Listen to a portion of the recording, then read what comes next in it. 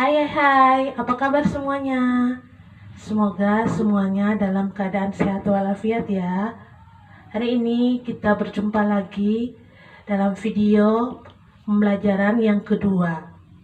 Masih ingat kan video pembelajaran pertama kali lalu? Yaitu tentang ciri-ciri makhluk hidup.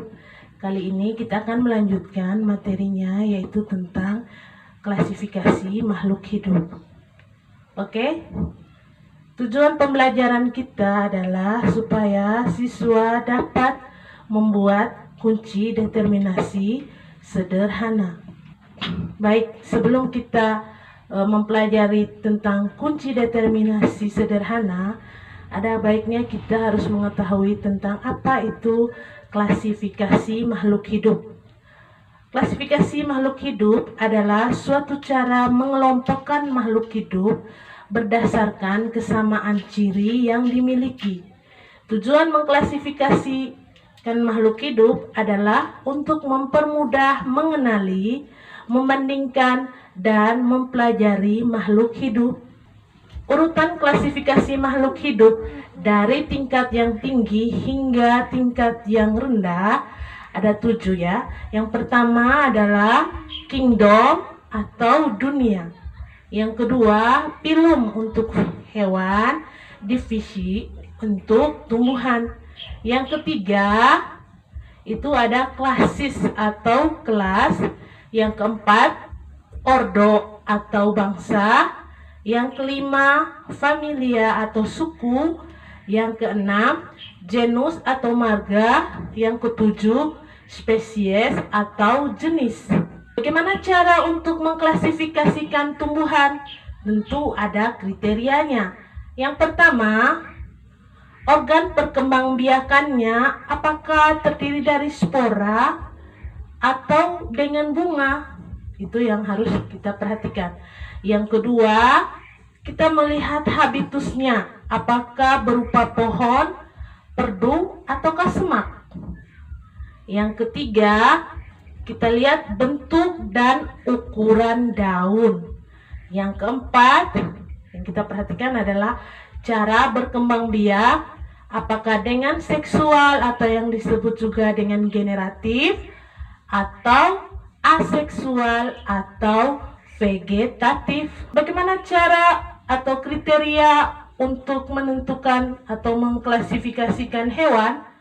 Ternyata ada kriteria klasifikasi hewan. Selain kriteria klasifikasi tumbuhan, ada kriteria klasifikasi hewan.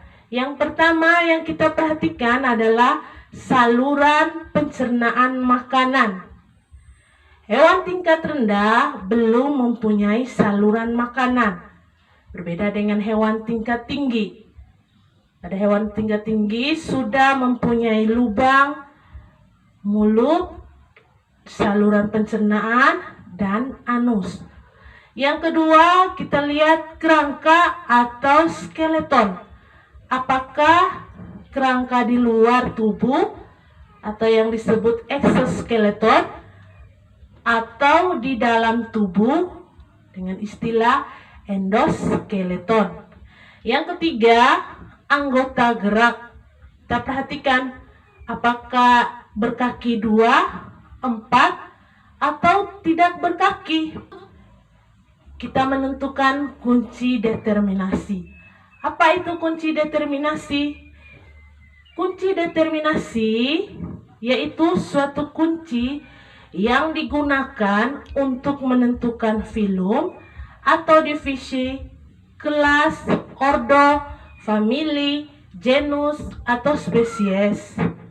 Dasar digunakan kunci determinasi yaitu pengidentifikasikan menggunakan kunci dikotom. Hal-hal yang perlu diperhatikan dalam membuat kunci determinasi adalah sebagai berikut.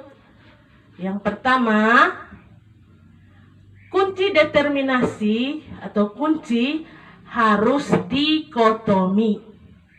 Yang kedua, kata pertama dalam tiap pernyataan dalam couplet, maksudnya couplet harus identik.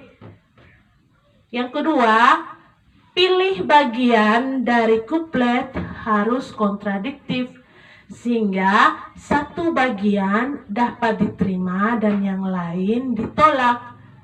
Yang keempat, hindari pemakaian kisaran yang tumpang tindih atau hal-hal yang bersifat relatif dalam kuplet. Contoh, panjang daun 4-8 cm, daun besar atau daun kecil. Hal-hal yang perlu diperhatikan dalam pembuatan kunci determinasi. Masih sambung tadi. Ada yang keempat, sekarang adalah yang kelima. Yang kelima, gunakan sifat-sifat yang bisa diamati. Yang keenam, pernyataan dari dua kuplet yang berurutan jangan dimulai dengan kata yang sama. Yang ketujuh, setiap kuplet diberi nomor. Yang kedelapan, buat kalimat pertanyaan yang pendek.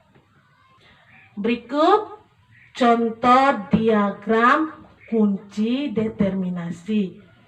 Kita bisa memperhatikannya. Bentuk diagram tersebut merupakan contoh dikotom berisikan keterangan yang disusun berpasangan dan menunjukkan ciri yang berlawanan. Berikut bagaimana cara membuat kunci determinasi.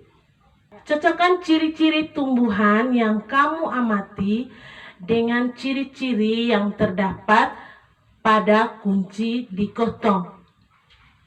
Jika ciri-ciri yang terdapat pada kunci dikotom sudah sesuai dengan ciri-ciri tumbuhan yang kamu amati, catatlah nomornya dan lanjutkan pembacaan kunci pada nomor berikut yang ditunjukkan di akhir pernyataan. Baik, ini adalah salah satu contoh LKPD yang harus kamu kerjakan.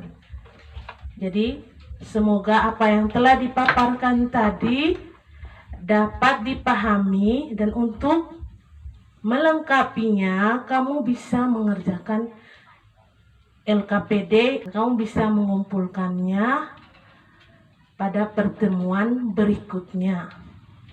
Baik, sekian dulu tentang bagaimana kunci determinasi sederhana.